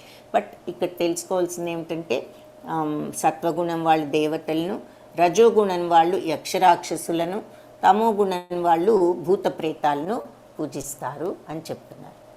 ఈ 3 గుణాలు చూసాం, సత్వరజస్ తమో గుణాలు. ఈ 3 గుణాలని మించిన గుణం ఏమిటి అని కూడా చూసాం. శుద్ధ సత్వ గుణము అంటే ఏమిటి? వెరీ గుడ్, శుద్ధ సత్వ గుణం, వెరీ గుడ్. సో అది ఈ 3 గుణాలు మనము అధిగమించి పైకి వెళ్ళటం అంటే శుద్ధ సత్వగుణంలోకి వెళ్ళాలి. అంటే భగవంతుణ్ణి పూజించటం ద్వారా, మనం ఆరాధించటం ద్వారా మనం ఆ శుద్ధ సత్వగుణానికి వెళ్ళొచ్చు అంటున్నారు. సో కృష్ణుడు మన యొక్క పూజ ఎలా ఉంటే మన గమ్యం అలా ఉంటుంది అని చెప్తున్నారు. భగవంతుని పూజిస్తే వైకుంఠానికి, కృష్ణలోకానికి, గోలోకానికి వెళ్తాం. దేవతలను పూజిస్తే స్వర్గానికి వెళ్తాం. దయ్యాలను పూజిస్తే, రాక్షసులను పూజిస్తే నరకానికి వెళ్తాం. అదే ఈ భూత ప్రేతాలను పూజిస్తే ఆ భూత ప్రేత లోకాలకే వెళ్తాము అని చెప్తున్నారు. సో మనం 7 విషయాలు మనం పాటించాల్సినవి ఉన్నాయి ఈ జీవితంలో. ఏమిటి అంటే శ్రద్ధ ఒకటి, శ్రద్ధ ఉండాలి, సరిగ్గా చేయాలి అంటే ఏ పనైనా. ఆహారం, మన భోజనం ఎలా ఉండాలి, యజ్ఞం అంటే మనం చేసే పనులు ఎలా ఉండాలి, స్వభావం మనం ఏ రకంగా ప్రవర్తించాలి, వాక్కు ఎలా మాట్లాడాలి, మనస్సును ఎలా కంట్రోల్ చేసుకోవాలి, మైండ్ని బ్యాడ్ థింగ్స్ చేయకుండా మంచి థింగ్సే చేసేటట్లుగా, బ్యాడ్ థింగ్స్ చేయకుండా ఎలా కంట్రోల్ చేయాలి మైండ్ని. దానము, మనకున్న దాన్ని ఎంతో కొంత అవతల వాళ్ళతో షేర్ చేసుకుని అవసరమైన వాళ్ళకి హెల్ప్ చేయాలి, దానం చేయాలి. So you are what you eat అంటే మనకు మొట్టమొదట ఫుడ్ గురించి చెప్తున్నారు.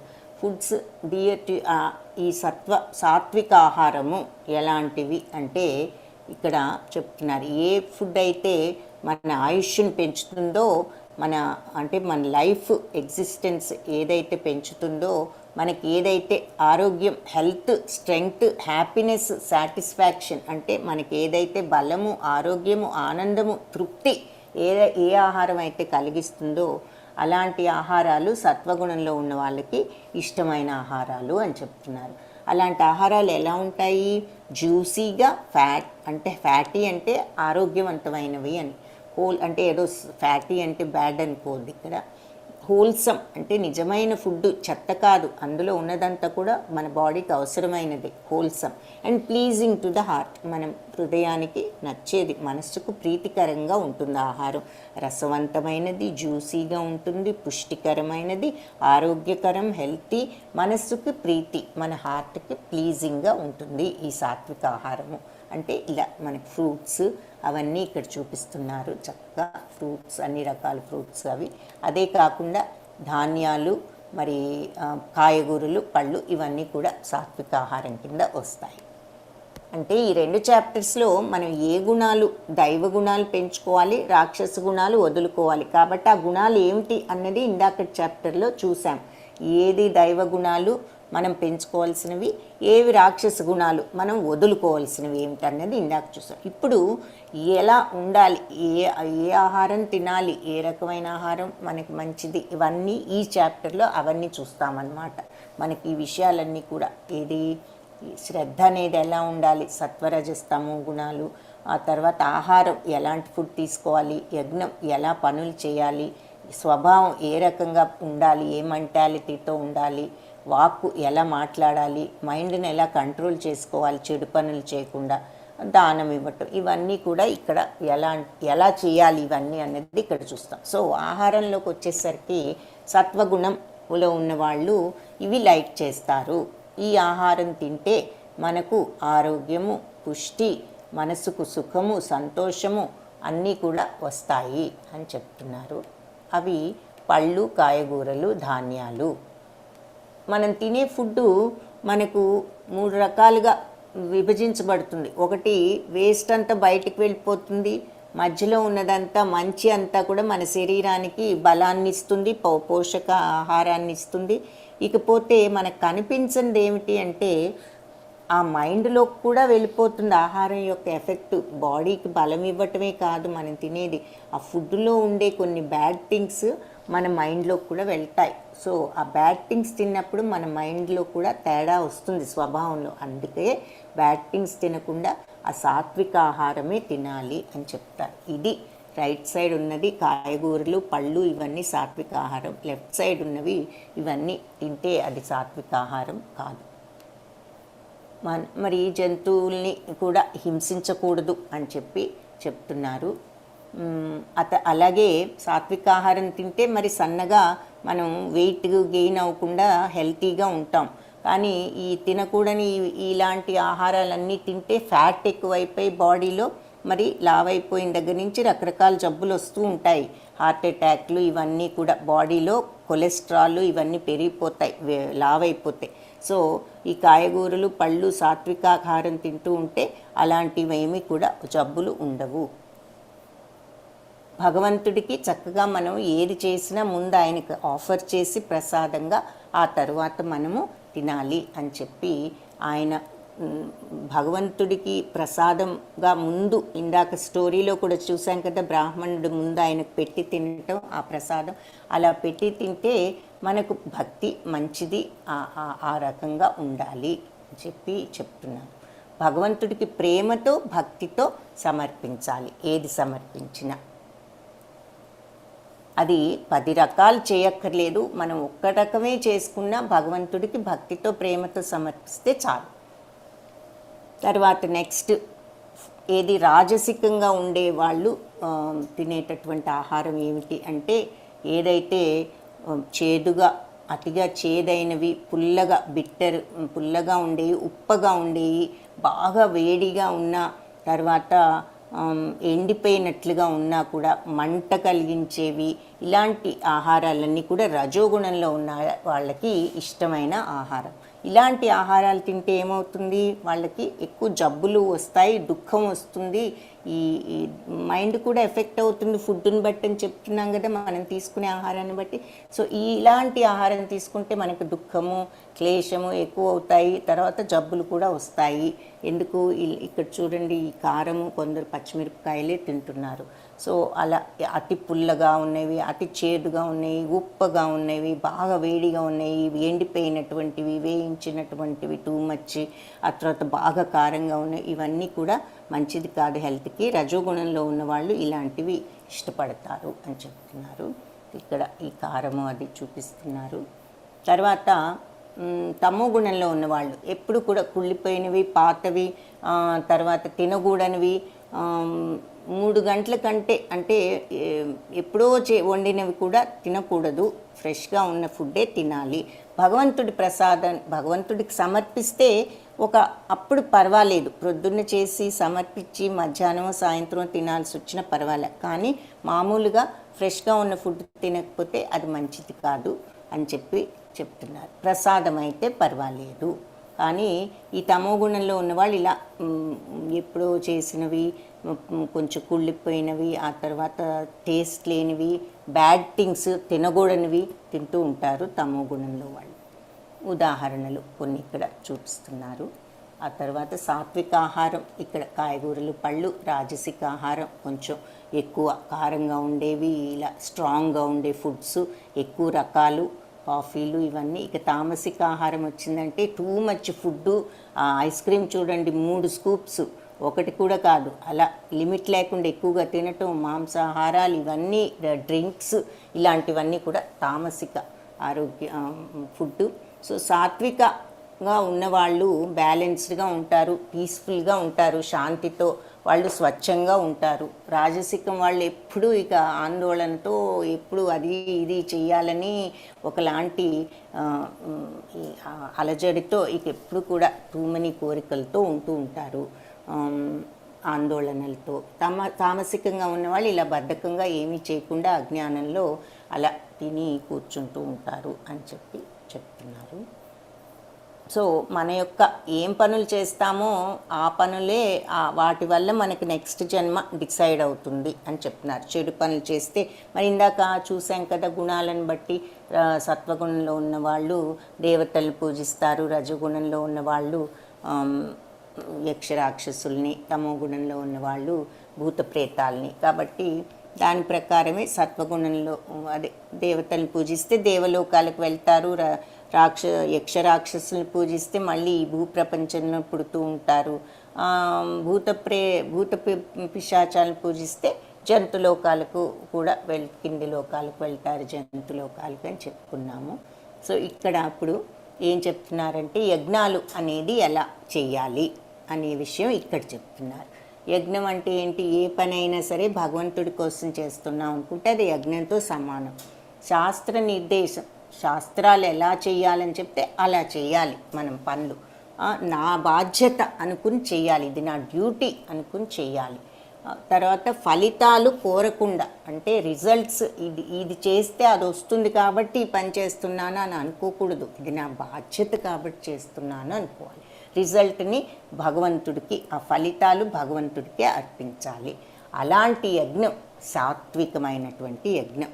ఎప్పుడైతే మనం ఒక పని చేస్తూ నా కోసం చేయడం లేదు, ఇది కరెక్ట్గా శాస్త్రం చెప్పినట్టు చేస్తూ నా రెస్పాన్సిబిలిటీ కాబట్టి చేస్తున్నాను అనుకుంటూ ఆ ఫలితాన్ని భగవంతుడికి అర్పిస్తూ చేస్తే అది సాత్వికమైనటువంటి యజ్ఞము, సాత్వికమైనటువంటి పని. అలా కాకుండా నా లాభం కోసం చేస్తూ గొప్ప కోసం చేస్తే అది రజోగుణంలో వాళ్ళు చేసేటటువంటి యజ్ఞం. అలాగే అసలు శాస్త్రాల మీద గౌరవం లేకుండా, వాళ్ళు సరిగ్గా మంత్రాలు కూడా చదవకుండా, బ్రాహ్మణులకు దక్షిణ ఇవ్వకుండా, శ్రద్ధ లేకుండా ఇష్టం వచ్చినట్లు చేసేటటువంటి యజ్ఞం తామస గుణంలో ఉన్న వాళ్ళు చేసే యజ్ఞము. ఈ కలియుగంలో మనకి చెప్పిన యజ్ఞం ఏమిటి? సంకీర్తన యజ్ఞము. అంటే భగవంతుణ్ణి జపించటము, కీర్తనలు చేయటము, పాడటం ద్వారా మనము భగవంతుణ్ణి జపించటమే మన కలియుగ ధర్మంలో యజ్ఞము, మనం చేయాల్సినటువంటి ధర్మము. సంకీర్తన యజ్ఞము కలియుగంలో.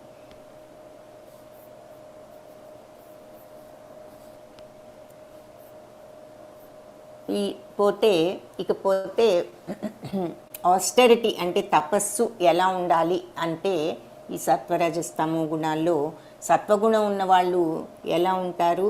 వాళ్ళు బ్రాహ్మణులు, ఆధ్యాత్మిక వాళ్ళు గురువులను, టీచర్స్ను, పూజ్యనీయులైన తల్లిదండ్రులను అందరినీ కూడా పూజిస్తూ ఉంటారు. తర్వాత శుచిత్వము అంటే క్లెన్లీనెస్, బాడీ క్లెన్లీనెస్సే కాదు, మైండ్ క్లెన్లీనెస్ కూడా. సరళత్వము అంటే చక్కగా మృదువుగా మాట్లాడుతూ మంచితనంతో, అహింసతో ఎవరిని హింసించకుండా ఉన్న వాళ్ళని శారీరక తపస్సు, అది బాడీ చేసేటటువంటి తపస్సు అని చెప్తారు. ఏది? ఎప్పుడైతే పెద్దవాళ్ళను, తల్లిదండ్రులను, టీచర్స్ను, గురువులను, బ్రాహ్మణులను గౌరవిస్తూ అహింస, ఎవరిని హింసించకుండా మానసిక శుచిత్వము, బాడీ శుచిత్వము, క్లెన్లీనెస్తో ఉంటూ సరళంగా ఉంటే అది బాడీ యొక్క తపస్సు, పెనెన్స్ అని చెప్తారు. అలాగే ఎగ్జాంపుల్స్గా ఇక్కడ కొందరు గోస్వాములు వీళ్ళంతా కూడా అట్లా చాలా మంచి నియమబద్ధమైన జీవితాన్ని గడిపారు. ఇకపోతే మాటలో తపస్సు ఏమిటి? ఇందాక బాడీ తపస్సు అంటే ఇది అందరినీ మర్యాదగా పెద్దవాళ్ళందరినీ పూజించటము, అహింస చేయకుండా మనం మంచిగా సరళంగా ఉండటం బాడీ పైకి కనిపించే తపస్సు. ఇకపోతే మాటలో ఎలా మనం నియమాన్ని పాటించాలి, ఆస్టెరిటీ అంటే నియమంగా ఉండటం, కరెక్ట్గా డిసిప్లిన్డ్గా. సో మాటలో డిసిప్లిన్ ఏమిటి? నిజం చెప్పటము, అవతల వాళ్ళకి చక్కగా వాళ్ళకి వినసొంపుగా ఉండే మాటలు, వాళ్ళకి కష్టం కలిగించకుండా మంచి మాటలు మృదువుగా మాట్లాడటం, అవతల వాళ్ళకు ఉపయోగమైన మాటలు మాట్లాడటం. సో అవతల వాళ్ళకి వినటానికి కష్టం కలిగించకూడదు, వాళ్ళకు మనం చెప్పే మాట ఉపయోగకరంగా ఉండాలి, మనం చెప్పే మాట నిజం చెప్పాలి, అవతల వాళ్ళని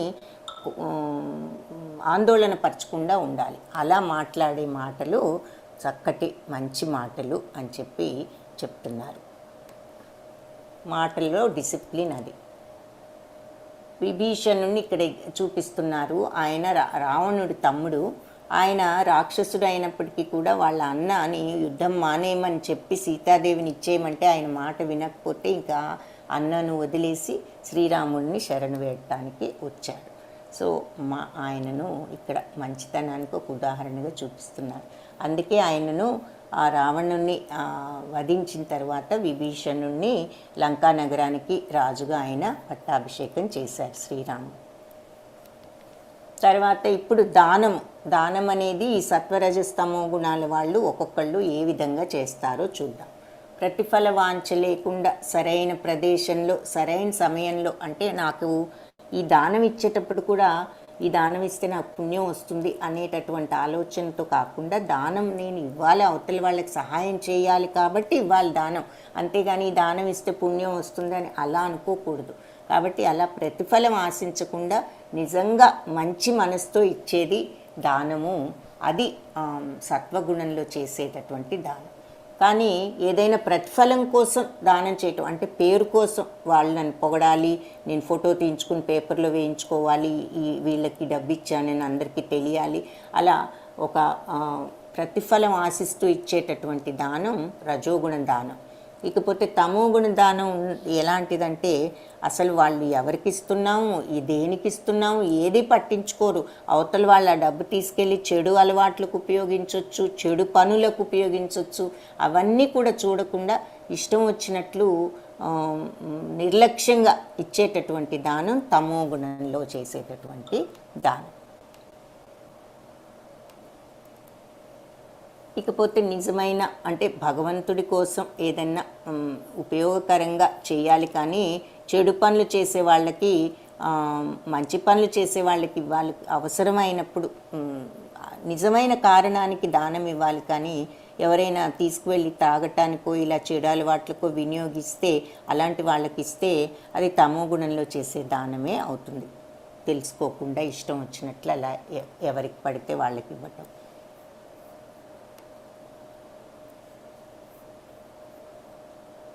ఇది ఎవరైనా ప్రతిఫల వాంఛతో ఏదైనా ఇదిగో దానం ఇస్తూ ఫోటో తీయించుకుంటున్నాడు, సో అలా నేను దానం ఇచ్చానని రేపు అందరికీ చెప్పుకోవచ్చు ఫోటో తీసుకుని అని చెప్పుకుని, అలా ప్రతిఫలం ఆశించి ఒక పేరు కావాలి, అందరిలో గొప్ప అనిపించుకోవాలని ఇస్తున్నాడు, కానీ నిజంగా అతనికి ఇవ్వాలి సహాయం చేయాలనే మెంటాలిటీతో కాదు. కాబట్టి ఇది రజోగుణంలో చేసేటటువంటి దానం.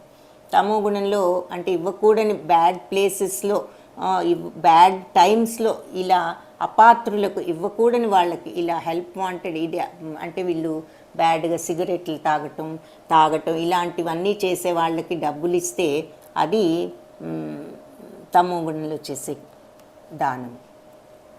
సో ఇక్కడ మనం ఏం నేర్చుకున్నాం? త్రిగుణాలను అధిగమించి మానవుడు శుద్ధ సత్వానికి చేరుకోవటానికి ప్రయత్నించాలి అన్నది ఈ గీతా పాఠంలో ముఖ్యం. We should try to transcend the 3 modes, అంటే 3 గుణాలను అధిగమించి మనం శుద్ధ సత్వగుణంలోకి వెళ్ళటానికి ప్రయత్నించాలి అని చెప్తున్నారు. సో ఇది ఈ 16th చాప్టర్ 17th చాప్టర్. దీంట్లో కూడా మనకి స్టోరీస్ ఉన్నాయి, చూద్దాము. కేశీ సంహారం అంటే కేశి అనేటటువంటి ఒక రాక్షసుడు ఉన్నాడు. ఆ రాక్షసుని చంపటం వల్లే శ్రీకృష్ణుడికి కేశవ అనే పేరు వచ్చిందనమాట. ఈ కంసుడితో పంపబడ్డాడు ఈ కేశి కూడా. కంసుడు బోల్డ్ మంది రాక్షసుల్ని పంపించాడు శ్రీకృష్ణుని చంపటానికి. ఎందుకు? ఆయన ఉంటే తనని చంపేస్తాడేమో అని భయంతో. సో వాళ్ళల్లో ఈ కేసి అనేది ఒక రాక్షసుడు, కంసుడు పంపించిన వాళ్ళల్లో. సో ఆయన ఒక భయంకరమైనటువంటి గుర్రాన్లాగా వచ్చాడు. వచ్చి గోకులానికి చంపటానికి ట్రై చేశాడు. బృందావనంలో ఇక ఈ కేసుని చూసిన వాళ్ళంతా పాపం భయపడిపోయారు.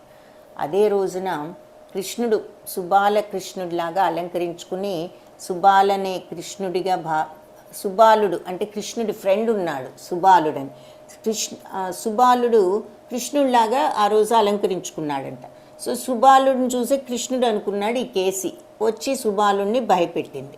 అప్పుడు అకస్మాత్తుగా తన ముందు ప్రత్యక్షమైన కృష్ణుడు కేసీ కళ్ళకు ఒక మహాయోధుడిలాగా కనిపించాడు. అప్పుడు సడన్గా భయపెడుతున్నప్పుడు కృష్ణుడు సడన్గా అక్కడ అయ్యాడు.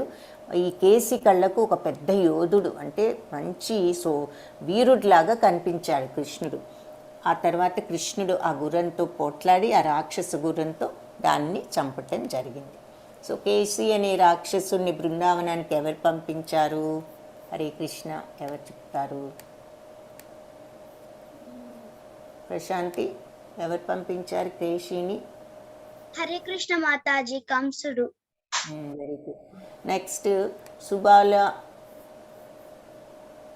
సుబాలుడు ఏం చేశాడు? హరే కృష్ణ రేతిక, నువ్వు చెప్పమ్మా.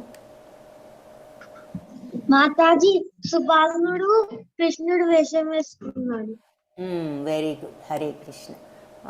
షణ్ముఖశ్రీ, నువ్వు చెప్పినానా కేసీని ఎలా సంహరించారు శ్రీకృష్ణుడు? కేసీ అనే రాక్షసుని మాతాజీ చేతులతో చంపేశాడు. ఆ కృష్ణుడు ఆ రాక్షస అశ్వంతో పోట్లాడి ఆయన్ను చివరకు చంపేశాడు. Okay, very good, Hare Krishna. ఇది ఈ స్టోరీ. నెక్స్ట్ ఇక మనము ఇక్కడ ఒక కామిక్ ఉంది, అది కూడా చదవటానికి ట్రై చేద్దాము.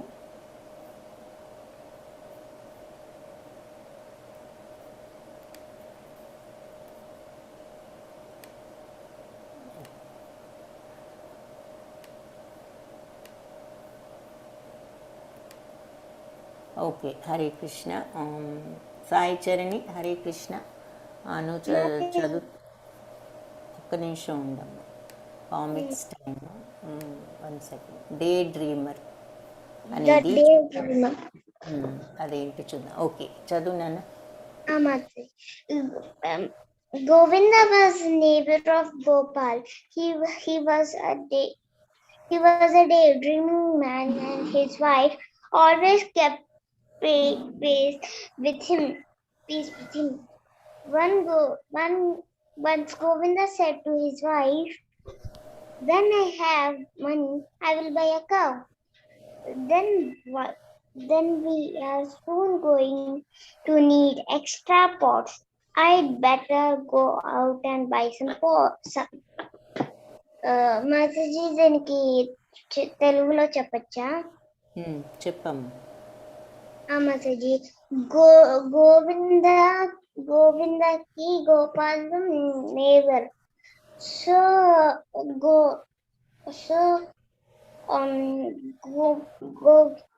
గోవింద ఒకరోజు ఇలా డ్రీమింగ్ ఇలా కలగంటున్నాడు మార్నింగ్ తన వైఫ్. సో వాళ్ళ భార్య చాలా సైలెంట్ గా తన చెప్తున్న మాటలు వింటుంది. సో ఒక్కరోజు గోవింద ఇది తన వైఫ్ తో చెప్తున్నాడు, నాకు ఎప్పుడైతే డబ్బు వస్తుందో సో నేను ఒక ఆవును కొంటాను అన్నాడు. గోవును. సో కానీ మనకి ఎక్స్ట్రా పాట్స్ ఇంకా పాట్స్ ఎక్స్ట్రా పాట్స్ కావాలి. సో నేను కొంటాను. నేను బయటకి వెళ్ళి పాట్స్ కొంటాను అన్నాడు. వెరీ గుడ్, హరే కృష్ణ నాన్న. సో హరే కృష్ణ. మరి ఆవు కొంటే మరి మనకి ఇంకా ఈ కుండలు కావాలి కదా, ఇంకా ఎక్స్ట్రా పాలు తీయటానికి అవి, అందుకని బయటకు వెళ్ళి మళ్ళీ కొని తెస్తాను అన్నాడు. అయితే ఆఫ్టర్ పర్చేసింగ్ సమ్ పాట్స్, సుచయ్ హరే కృష్ణ అను చదువునానా. After purchasing some pots, Govinda's wife returned home. Why did you bring so many pots? So ఆవిడేమో పాట్స్ కొని తెచ్చింది. ఎందుకు ఇన్ని పాట్స్ కొన్నావు అంటున్నాడు గోవింద. నెక్స్ట్ ఈ పేజ్ కూడా చదవమ్మా. These pots are for milk, butter, buttermilk, ghee, and the pot is for milk and the pot for carrying milk to my sister. Milk for your sister? She has never done any good to us to deserve our cow's milk. అంటే ఏంటి? ఈ pots అన్నీ milk కోసం, butter కోసం, butter milk, నెయ్యి, ఇవన్నీ మజ్జిగ, వీటన్నిటి కోసం నేను తెచ్చాను. ఈ పాట్ ఏమో మా సిస్టర్కి మిల్క్ ఇవ్వచ్చు, కొంచెం మిల్క్ అని తెచ్చాను. అంటే మీ సిస్టర్కి మిల్క్ ఇవ్వటం ఏంటి? మీ సిస్టర్ ఎప్పుడు మనకి ఏది మంచి చేయలేదు, సో ఆవిడకి మిల్క్ తీసుకునే అర్హత లేదు, she doesn't deserve our cows milk అంటున్నాడు ఈ హస్బెండ్. సో గోవిందాకి becomes very angry and starts throwing the pots. ఆయన కోపం వచ్చేసి ఇవన్నీ కూడా విసురుకొట్టడం మొదలుపెట్టాడట. ప్రశాంతి నువ్వు చదువుతావమ్మా. చదువుతాను మాతాజీ. చదువు. Govinda become very angry and starts throwing the pots. To hell with your sister, you are always thinking about them. You are such a instinctive husband. You can never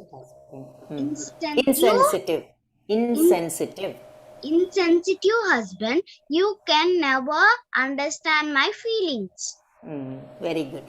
so Govinda కోపం వచ్చేసి పాట్స్ అన్నీ విసురు కొడుతున్నాడు.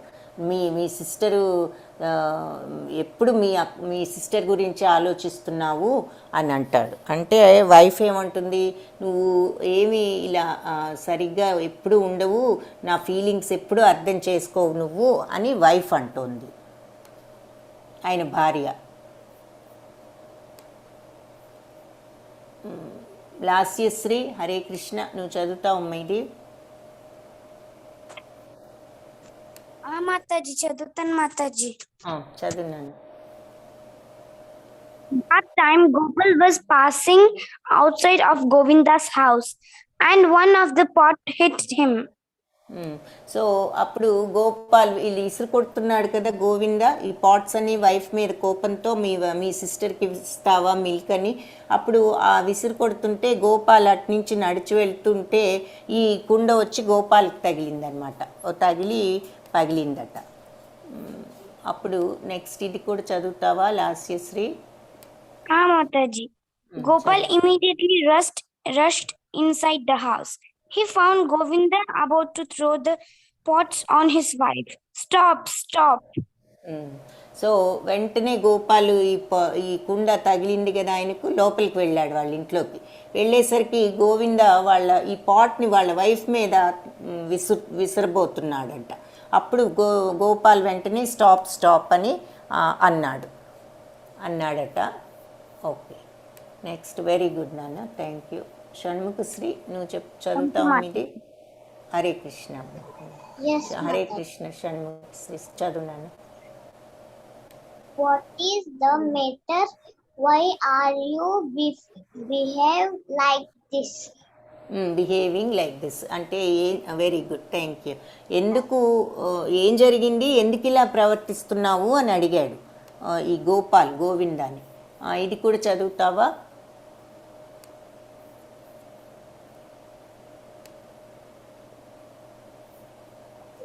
Yes, Mataji. This lady wants to give our cow's milk to his sisters. అంటే అన్నాడు, ఎందుకు ఇలా ఆపు అంటే మా వైఫ్ వాళ్ళ సిస్టర్కి ఇస్తానంటుంది మా ఆవు పాలు అని అన్నాడు.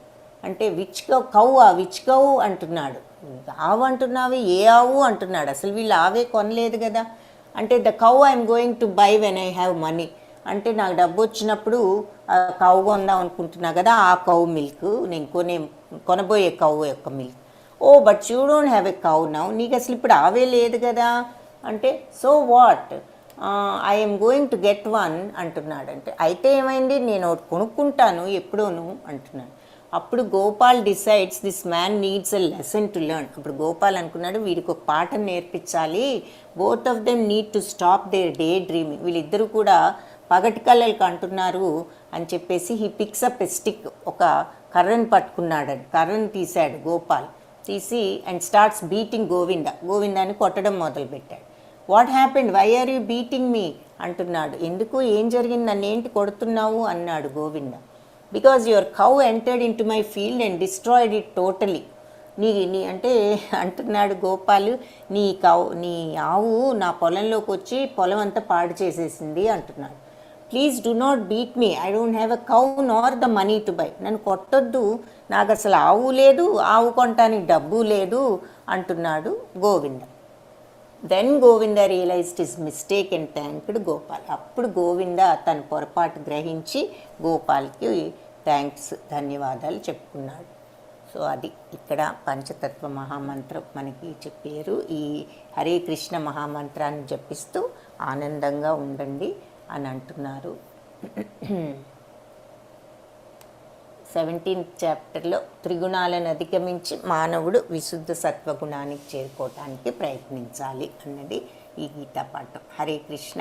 సో అందరికీ ఈరోజు క్లాసు ఇంకా ఏమన్నా ఇంతటితో ఎండ్ చేద్దాము. 16th and 17th చాప్టర్స్ చూసాము. అటెండెన్స్ అందరు నోట్ చేసుకున్నారమ్మా, అటెండెన్స్ కోడ్? Yes, Mataji.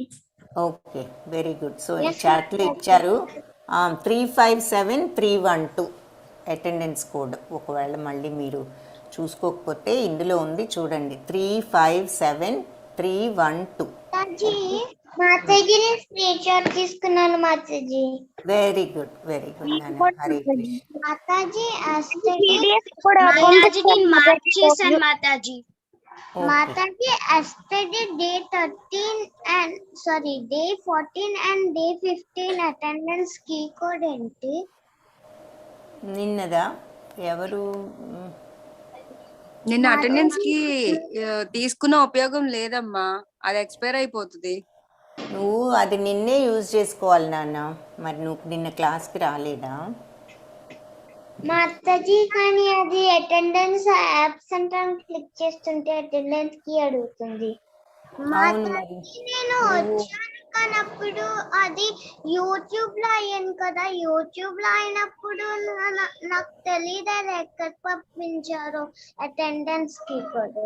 ఓ నిన్న యూట్యూబ్లో చూసావా, క్లాస్లో లేవా? అవును మాతాజీ.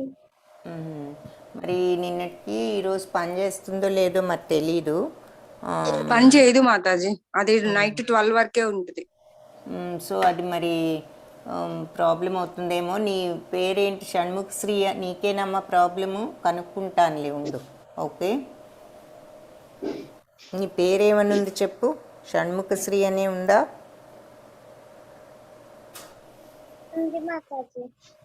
సరే, వాళ్ళని కనుక్కుంటాను. ఏదన్నా వీలైతే చూస్తారు. మరి నువ్వు ఏ రోజు ఆ రోజే ట్రై చేయండి, ఓకేనా? లేకపోతే మళ్ళీ నేను కూడా 2 days అటెండెన్స్ మార్క్ చేయలేదు. మార్క్ చేయకుంటే అందుకే అటెండెన్స్ ఏ రోజు ఆ రోజు చేయాలి నాన్న. ఇప్పుడు మళ్ళీ మధ్యలో చేయకుండా ఇప్పుడు చేయలేదన్నా మనం ఇప్పుడు చేయగలిగిందే ఉండదు. అందుకని మీరు ఏ రోజు ఆ రోజు గుర్తుంచుకోవాలి, ఓకేనా? మాతాజీ ఈరోజు 2 లెసన్స్ ది PDF పంపిస్తారా మాతాజీ? పంపిస్తాను. హరే కృష్ణ మాతాజీ. ఈరోజు 2 పోస్ట్ చేద్దాము. Okay Mataji, okay Mataji. So అందరూ రేపటి అటెండెన్స్ మరి రేపటి అటెండెన్స్కి ఇంకా అయితే రేపటి గ్రూప్లో పెడదాంలే మాతాజీ. రేపటి గ్రూప్ లో పెట్టేస్తారంటారా? గ్రూప్ మరి లేదంటే మరి క్లాస్కి వీళ్ళని రమ్మని అప్పుడు అటెండెన్స్కి మరి ఇస్తారా? అంటే నేను ఇస్తాను మాతాజీ. 7 కి జాయిన్ అయితే ఒక 5-10 minutes వెయిట్ చేసి అప్పుడు అటెండెన్స్ కి ఇచ్చి లీవ్ అయిపోతాం మాతాజీ. లేదంటే 6:30కి జాయిన్ అవ్వమని సరిపోతుంది. మేబీ 7 ఏది వీలైతే అది మరి చూడండి. Okay okay Mataji. 7కి అంటే క్లాస్ అయిపోయే టైం కదా. ఐ థింక్ 6:45 చెప్పొచ్చు అనుకుంటున్నాను. ఓకే ఓకే 7 కాదు 6కే మాతాజీ. 6 అయితే నేను 6కి అందరూ ఉండకపోవచ్చు మాతాజీ. 6:30కి చెప్తే 6:30కి అయితే కొంచెం అందరూ వస్తున్నారు కదా. లేదంటే 6:15కో. ఓకే మాతాజీ, నేను గ్రూప్ లో మెసేజ్ పెడతాను Mataji. Please come to class at this time for అటెండెన్స్కి అని చెప్పి పెడితే సరిపోతుందేమో. Okay okay Mataji. వచ్చిన తర్వాత అటెండెన్స్కి ఇచ్చినాక అప్పుడు క్లాస్ ఇంకా you can tell them that they can leave అని చెప్పేసి. ఓకే మాతాజీ. సో ఓకే, రేపు క్లాస్ టైం అది జాయిన్ అవ్వండి 6కి అట్లా. 6:15 వరకు చెక్ చేసి అప్పుడు అటెండెన్స్కి ఇవ్వచ్చు మాతాజీ. Okay okay maybe that's better ఏమో, ఎందుకంటే that way we don't have to wait till late. Normal టైంకి అందరూ రేపు క్లాస్కి జాయిన్ అవ్వండి. ఓకే హరే మాతాజీ, మీరైతే ఒక 15-20 మినిట్స్ మ్యాక్సిమం చూసి attendance. Okay Mataji. Okay okay Hare thank you. ధన్యవాదాలు మాతాజీ. ధన్యవాదాలు మాతాజీ. పిల్లలందరూ ఓకే, ధన్యవాదాలు. రేపు మళ్ళీ క్లాస్కి రండి అందరూ. ఓకే, హరే కృష్ణ అందరికీ.